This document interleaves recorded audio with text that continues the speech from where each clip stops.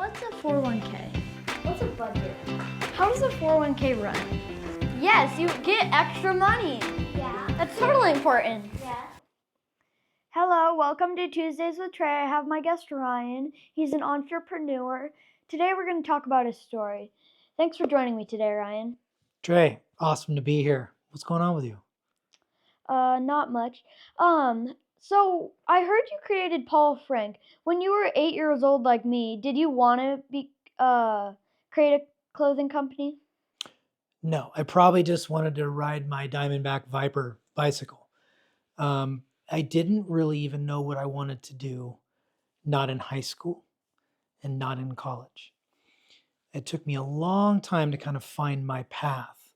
And by the time I was around 21, 22, is when I kind of focused in and realized I wanted to be in the fashion business. And so I took a job in a warehouse packing boxes for a company called Mossimo. And it was there that I really fell in love with fashion and knew that that was going to be the career for me. So when did you decide you wanted to create a company called Paul Frank? Well, working out of my garage, I was working at Mossimo during the day and working on my own brand at night. And yes, we did not have a name in the beginning. And my partner in the business, his name was Paul Frank Sunich. And we felt that we wanted a name that we could make anything from house paints to men's suits to accessories and t-shirts and kids' clothes and all kinds of good stuff. And his name, frankly, just sounded a lot better than my name did. What do you remember what your favorite piece of clothes was that you made? Well, okay, here's a fun story real quick. So we were making accessories, so handbags and backpacks and things you'd take to school if you were a boy or girl, right? Um, we had the opportunity to make pajamas for the first time, but it was a risk because we had to create the customized fabric, and that was really expensive. And we had about $5,000 that we had kind of earned. And turns out the amount of money that we needed to make this special fabric to make pajamas was about $5,000. So we literally risked all of the money we had in the whole company and took a bet and said, we think we can sell this. So we made the fabric, and it turns out that pajamas, specifically the ones with Julius on it, which is our monkey, which was the most, kind of iconic character in the Paul Frank brand stable. We sold more pajamas than we could even ever imagine that first season. So we got lucky, but we did kind of know we had a good idea of what might work, and it turned out to be correct. Did you have any buildings that created the clothes? By buildings, do you mean our office, or do you mean buildings like our retail stores where we sold products to all types of teens and young adults? Like where you created all your clothes. So we had a headquarters, and it was in Orange County, California. And there we would have design teams and graphic designers and illustrators and people that did marketing. And it was a large, large operation, about 125 people it took to make all of the collections that we made throughout the year. So yeah, it was a really cool time for everyone to kind of be under one roof and everyone being very creative and doing something together to bring something out to the public that turns out lots of people really loved. Mm. So, are you still the boss of Paul Frank's, or is it something else? We sold the company in 2010, and the brand still lives on. It is more popular overseas in Europe and some of the Asian countries. There is some Paul Frank stuff you could probably still find today in the United States, but I don't have anything to do with the current offering of the product. So, what are you doing now?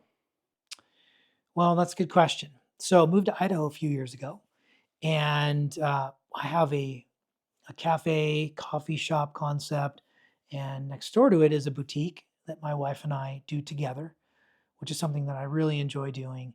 And so we've been doing that for the past 3.5 years, and we hope that that continues. Maybe we'll open some more shops. Yeah. Um. So is the coffee shop your most profitable thing?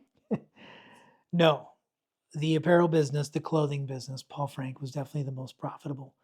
There's a greater what they call profit margin in apparel than there is, in my experience, in coffee.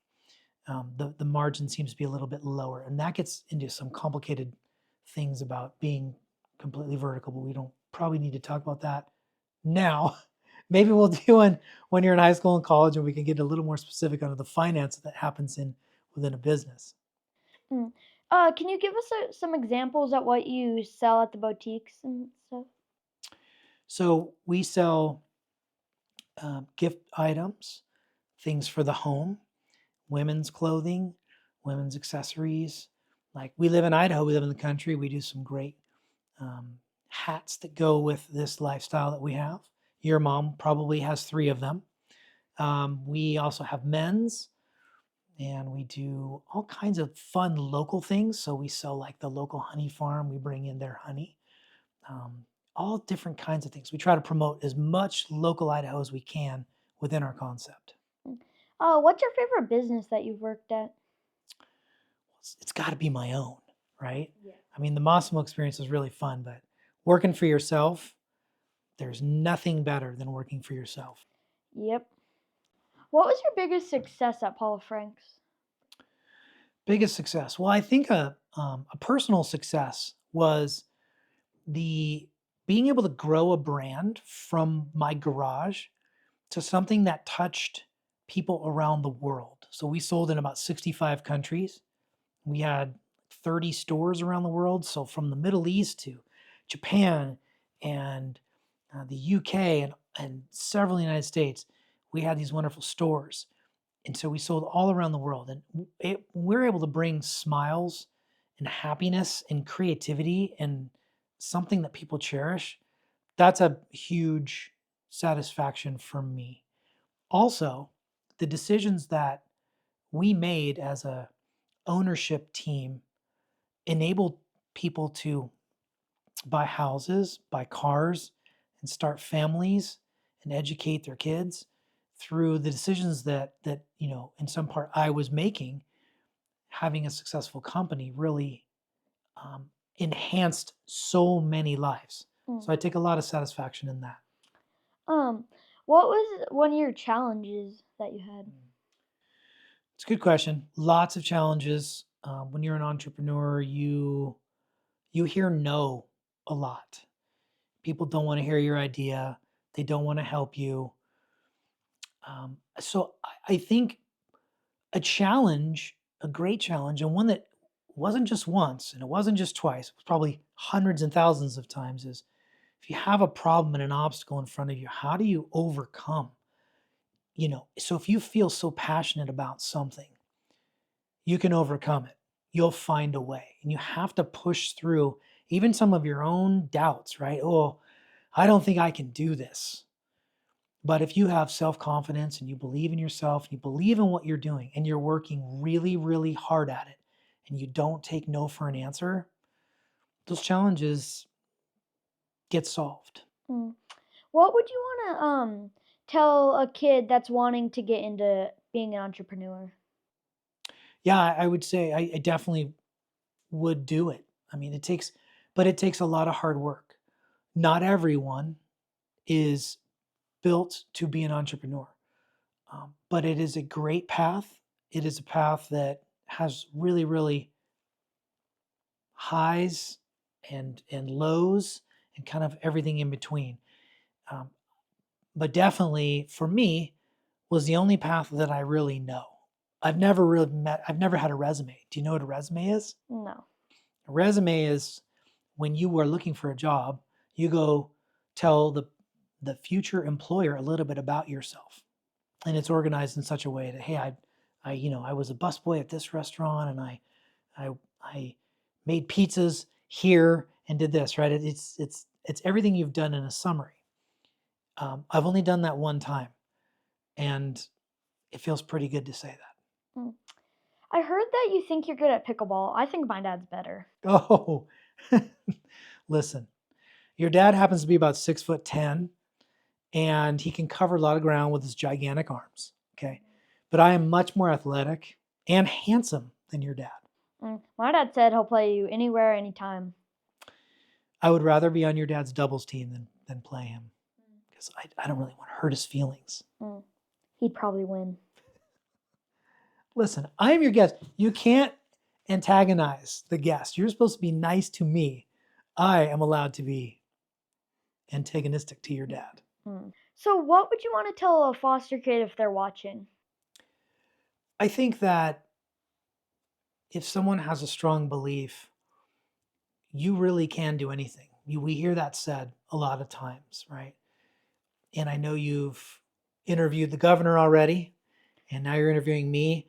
And if I just take my own personal experience, I was just a kid who had a dream, and in the face of adversity, overcame many, many, many obstacles and continued to pursue my passion.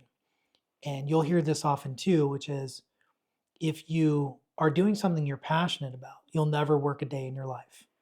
And so I think whether you're a foster kid or whether you're any other kid, everyone has adversity, everyone has challenges. You are not alone in that. But I would challenge you to persevere and follow your dreams, no matter what. Thank you for joining me today, Ryan. Trey, thank you for having me. I had a really good time with you. Hope you found this interview interesting. Hope you can tune in next time to Tuesdays with Trey. What's a 401k? What's a budget? How does a 401k run? Yes, you get extra money. Yeah. That's totally important. Yeah.